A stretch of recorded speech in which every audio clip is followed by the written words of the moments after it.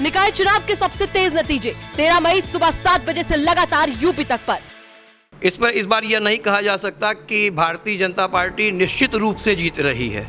कहीं ना कहीं पहली बार कांग्रेस और समाजवादी पार्टी उसे टक्कर देती हुई भी दिखी। टिकट वितरण जो किया गया उससे भाजपा के कार्यकर्ता भी संतुष्ट नहीं थे। ये जो चुनाव हो रहे हैं ये इसमें प्रत्याशी तो किनारे है, मोदी का चेहरा ऊपर है। पूर्वांचल में जाति पहले है, फिर विकास है। विकास के मुद्दे पे कोई चुनाव नहीं होता है। उत्तर प्रदेश में निकाय चुनाव को लेकर मतदान पूरा हो चुका है, तो अब इंतजार है 13 मई की वह तारीख का जब प्रत्याशियों के भाग्य का फैसला ईवीएम करेगी। वाराणसी में 4 मई को पहले चरण के तहत निकाय चुनाव हुआ और बनारस की सीट इस लिहाज से भी बहुत महत्वपूर्ण है क्योंकि यह न केवल प्रधानमंत्री नरेंद्र मोदी का संसदीय क्षेत्र है, बल्कि 1995 से लेकर अब तक बनारस के मेयर की सीट पर भारतीय जनता पार्टी का कब्जा रहा। भारतीय जनता पार्टी का कैंडिडेट यहां पर लगातार मेयर की सीट पर बना रहा, लेकिन कैंपेनिंग के 1 महीने से लेकर अब तक की क्या स्थिति रही और किसका पलड़ा ज़्यादा भारी दिखाई पड़ता है, यह जानने के लिए हम इस समय वाराणसी के प्रतिष्ठित काशी पत्रकार संघ में पत्रकारों के बीच आप पहुँचे हैं। इनसे जानते हैं, इनसे समझते हैं कि 1 महीने का वक्त बीत चुका है कैंपेनिंग से लेकर अब तक। क्या लग रहा है, क्या आप लोग को समझ में आ रहा है, क्या ओपिनियन बन रहा है और किन वजहों से बन रहा है? पहले अपना नाम बताइए। पंकज त्रिपाठी, मंत्री, वाराणसी प्रेस क्लब। इस बार का नगर निगम का चुनाव काफ़ी पेचीदा है। एक तरफ जहां मतदाता सूची को लेकर काफ़ी संशय की स्थिति रही, काफ़ी लोगों का नाम कट गया, इससे सभी पक्षों को, सभी दलों को नुकसान होगा। साथ ही सत्तारूढ़ भारतीय जनता पार्टी और समाजवादी पार्टी में टिकट को लेकर भी काफ़ी खींचतान रही और बंदरबांट जिस तरह से हुआ उस तरह से भीतरघात होने का भी कई जगह प्रत्याशी उनके विरोध में भी खड़े हो गए। मेयर को भी लेकर जिस तरह से प्रत्याशी भारतीय जनता पार्टी का आया उसको भी लेकर असंतोष था। इस बार यह नहीं कहा जा सकता कि भारतीय जनता पार्टी निश्चित रूप से जीत रही है। कहीं ना कहीं पहली बार कांग्रेस और समाजवादी पार्टी उसे टक्कर देती हुई भी दिखी और जिस तरह से इससे पहले मृदुला जायसवाल 1,91,000 वोट पाई थी और कांग्रेस प्रत्याशी शालिनी यादव 1,18,000 वोट पाई थी, तो जो वो 78,000 का मार्जिन था इस बार वो होता दिखाई नहीं देता। हो सकता है कि भारतीय जनता पार्टी सीट निकाल ले एक बार फिर, लेकिन दावे के साथ कुछ भी नहीं कहा जा सकता। इतना सारा बनारस में कार्य हुआ, कॉरिडोर से लेकर तमाम विकास के कार्य हुए जिसको भारतीय जनता पार्टी गिनाते नहीं थकती है, चाहे बड़े मंच से प्रधानमंत्री खुद हों चाहे मुख्यमंत्री खुद हो, उसके बावजूद ये लड़ाई इतनी क्यों संघर्षपूर्ण दिख रही है? हमारे साथ बताने के लिए काशी पत्रकार संघ के नवनिर्वाचित अध्यक्ष अत्रि भारद्वाज जी हैं। क्यों आखिर ये लड़ाई मुश्किल हो गई और क्या इसके पीछे वजह लग रही है? जी, लड़ाई मुश्किल इसलिए हो गई कि टिकट वितरण जो किया गया उससे भाजपा के कार्यकर्ता भी संतुष्ट नहीं थे और जो सत्ता में पार्टी रहती है उसका कॉन्फिडेंस ओवर हो जाता है। ऐसी स्थिति में 26 लोगों को निष्कासित भी किया गया पार्टी से।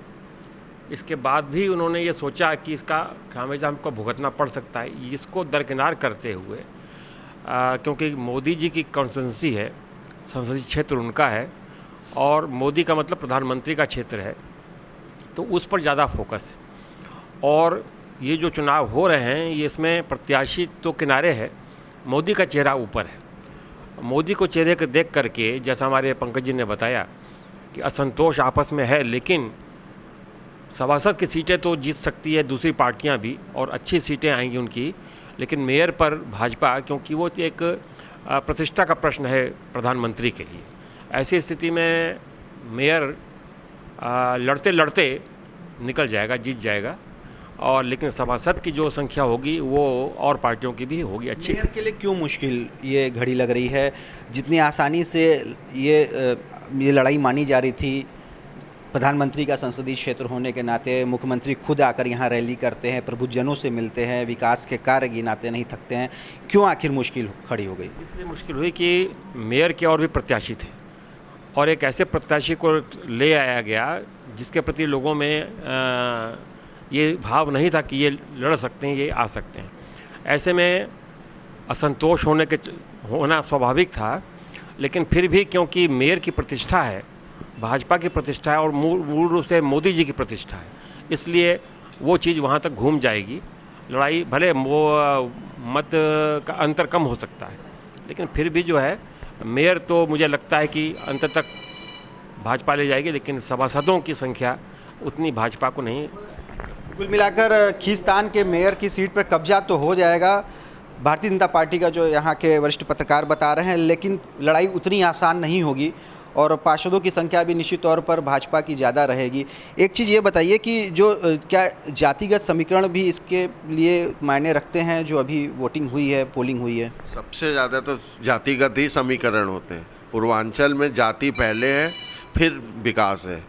विकास के मुद्दे पे कोई चुनाव नहीं होता है, और ख़ासकर ये सभासद और मेयर के, इसमें जाति समीकरण और व्यक्तिगत संबंध सबसे ज़्यादा काम आते हैं। और सबसे बड़ी बात है, विकास के नाम पे कहीं चुनाव कोई नहीं लड़ा है, सब अपने अपने संबंध पे लड़े। और इस बार कांग्रेस भी अच्छा लड़ी है, आप भी सभा पार्षद के चुनाव में आपके कैंडिडेट भी बढ़िया से लड़े हैं और बहुत चौंकाने वाले रिजल्ट आएंगे इस बार। मेयर की सीट पे क्या लग रहा है आप लोग का आकलन? एक महीने के अगर पीछे से लेकर अभी तक पूरा आकलन करें तो क्या लग रहा है, मेयर की सीट कितनी आसान होगी भाजपा के लिए, या कोई और पार्टी टक्कर दे रही है मजबूती से? जो भी हो, कितना भी टक्कर हो, अंत में जीतेगी भाजपा, भले मार्जिन बहुत कम होगी। इसमें कोई दो राय नहीं कि जीतेगा मेयर भाजपा का ही होगा। मार्जिन बिल्कुल कम भी हो सकती है और कोई अप्रत्याशित नहीं होगा कि कांग्रेस जीते या सपा जीते, ऐसा कुछ नहीं है। ना परिचय, नाम पूरा बता दें। मेरा कृष्ण बहादुर रावत, पत्रकार भी रहा हूँ और इस समय सचिव हॉकी वाराणसी का। वरिष्ठ पत्रकार हैं। ये बताइए, एक बड़ी वजह ये बताई जा रही है कि जो वोटिंग परसेंटेज है वो काफ़ी घट गया है, तो क्या इससे एक बड़ा फ़र्क समझ में आएगा जो भाजपा के लिए मुश्किल हो सकता है, या सारी पार्टियों के लिए मुश्किल लड़ाई हो जाएगी? अपना नाम? नहीं, मैं शंकर चतुर्वेदी, कोषाध्यक्ष वाराणसी प्रेस क्लब। हमने भी मतलब पूरा 1 महीने से काउंसलिंग की, सब जगह जाके देखा हमने, लेकिन मुस्लिम वोट का जो बचा, जाति समीकरण भी बचा चलती, माइनॉरिटी की जो लाइन बहुत हमको लंबी दिखी है। अब जैसा कि लोग कहें कि प्रधानमंत्री मोदी जी का संसदीय क्षेत्र है, तो यहाँ की जनता कितना भी हो जाए, कोई काशी को शुरू से ही भाजपा का गढ़ माना गया। हमको भी फाइट में अनिल, भाजपा, कांग्रेस तीनों ही हैं, लेकिन हमको लगा अंत में लोग हंस गा के या किसी भी तरीके से भारतीय जनता पार्टी मोदी जी का चेहरा देख के कोई भी कैंडिडेट खड़ा होगा तो उन्हीं को वो सपोर्ट कर देंगे। ठीक है। एक बहुत महत्वपूर्ण बात इन्होंने बताया कि जो मुस्लिम मतदाता है वो कायदे की संख्या में निकलकर वोट दिया है, और जब वोटिंग परसेंटेज कम हुआ तो कहीं ना कहीं जो बाकी धर्म जाति के लोग हैं वो निकल नहीं पाए। क्या वजह लग रही है? एक बताया जा रहा है कि वोटर लिस्ट में नाम नहीं था, परिसीमन हुआ, बूथ चेंज हो गया, बदल गया, दूर चला गया। क्या क्या वजह है कि इस बार एक कुछ संघर्ष दिख सकता है या परिवर्तन हो सकता है? नाम? इसमें 2-3 कारण थे। एक तो पहला तो कारण था गर्मी, और महिलाएं भी खुल करके आगे नहीं आई, और जो कॉलोनी में जो वोट ज़्यादा पड़ता था वो लोग घर में ही रह गए गर्मी की वजह से। पहला कारण तो लगता है। दूसरा, कई लोगों का वोटिंग लिस्ट में नाम गायब था, पूरे परिवार का नाम काट दिया गया था, ये भी एक कारण था। तीसरा कारण ये था कि लोग दूसरे को कन्विंस नहीं कर पाए, जो तो टिकट बंटवारे को लेकर बहुत ज़्यादा असंतोष था। लोग अपने अपने लोगों को जिताने में लगे हुए थे, एक ही मोहल्ले में समझ लिए 3-3, 4-4 गुट बन के काम कर रहे थे। ये एक तीसरा कारण था। मेयर की सीट पे क्या आपका आकलन है? आपने महीने भर कवरेज किया, देखा होगा, क्या लग रहा है कि जितनी आसान लड़ाई भाजपा को लेकर यहाँ होनी चाहिए थी, क्या वो नहीं दिखाई पड़ रही है? नहीं, पहले देखिए मेयर जितनी आसानी से जीत जाता था, इस बार जीत मिलेगी तो ज़रूर मेयर की, भाजपा ही का मेयर होगा, लेकिन जीत इतनी आसानी से नहीं मिलने वाली। जीत इतनी? अपना नाम? संदीप गुप्ता, उपाध्यक्ष वाराणसी प्रेस क्लब। जीत तो होगी भाजपा की, यहाँ के पत्रकार बता रहे हैं, लेकिन उतनी आसान जीत नहीं होगी। लड़ाई टक्कर की होगी, त्रिकोणीय मुकाबला देखने को मिलेगा। अपना नाम बताएं। दिनेश त्रिपाठी, वरिष्ठ पत्रकार। आज दिनेश जी, क्या लग रहा है, इस बात में कितना दम है कि जो एक आसान लड़ाई भाजपा मान के चल रही थी, या भारतीय बनारस की जनता जो मान के चल रही थी, क्या लग रहा है कि उतनी आसान लड़ाई रह नहीं गई है मेयर के लिए? यहाँ पर स्थानीय मुद्दों के साथ साथ रोजी रोटी का सबसे बड़ा मुद्दा हावी रहा। जनता जो है पूरी तरह से उदासीन रही।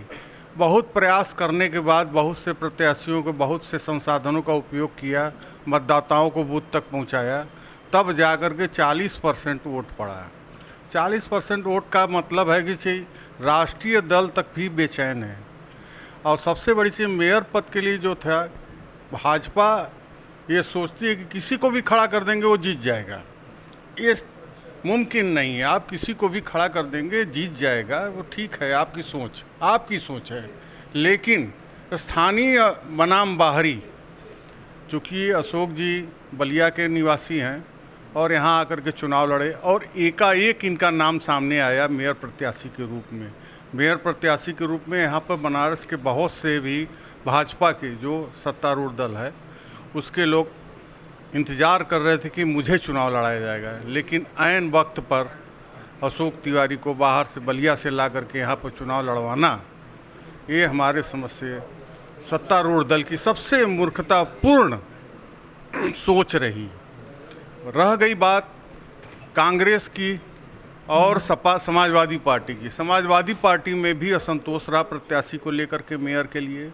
कांग्रेस निर्विवाद रहा, क्योंकि कांग्रेस में कोई भी असंतोष नहीं रहा कांग्रेस के प्रत्याशी को लेकर के। कांग्रेस के प्रत्याशी ने मेहनत बहुत किया, चूँकि स्थानीय है, स्थानीय होने के नाते। क्या लग रहा है कि मुकाबला क्या तिकोड़ी होगा कि सीधा सीधा होगा? मुकाबला सीधा सीधा है।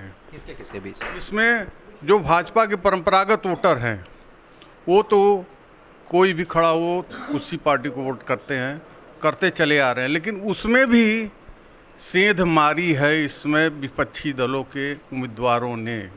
एक बहुत महत्वपूर्ण बात पंकज जी ने बताई थी अभी कि इस बार ये देखने को आया कि जो राष्ट्रीय स्वयंसेवक संघ है वो कहीं ना कहीं उतरा नहीं प्रचार में, साथ नहीं दिया भारतीय जनता पार्टी के प्रत्याशियों का और मेयर का खास तौर से। तो क्यों आखिर ये हुआ, क्या बात है? इस बार राष्ट्रीय स्वयंसेवक संघ जिनको चाहता था उनको न लाकर ऊपर जो उच्च पदों पर बैठे हुए हैं उन्होंने एक प्रत्याशी थोप दिया। इस तरह जो भाजपा के लिए, जब भाजपा की बड़ी देखती थी कि यहाँ पर डामाडोल स्थिति है तो उसे संभाल लेती थी आरएसएस, और घरों में जाकर लोगों का माइंड डाइवर्ट करके वोटरों को इनके कार्यकर्ता ले आते थे, लेकिन वो कन्विंस कर लेती थी और विरोध को दबा देती थी। लेकिन इस बार उन लोगों ने यह निर्णय लिया कि चूँकि भाजपा ने ऐसे प्रत्याशी को यहाँ से उतारा है जो राष्ट्रीय स्वयंसेवक संघ से नहीं उसकी राय ली गई है, ऐसे में वो मतदान तो अपना करेंगे पर मतदान के लिए मतदाताओं को समझाएंगे नहीं और वो शांत बैठेंगे। इसका निश्चित तौर पर नुकसान भारतीय जनता पार्टी को सीधे सीधे होगा। सीधे सीधे भारतीय जनता पार्टी को नुकसान होगा। बनारस के पत्रकार, वरिष्ठ पत्रकार ये बता रहे हैं। और जितनी आसान लड़ाई भारतीय जनता पार्टी के कैंडिडेट को लेकर मानी जा रही थी कि एक बार फिर से वह चुन लिया जाएगा, उतनी आसान लड़ाई इसलिए नहीं दिखाई दे रही है क्योंकि इस बार वोटिंग परसेंटेज भी घटा है और निश्चित तौर पर जो माइनॉरिटी के वोट हैं वो काफ़ी बढ़े हैं।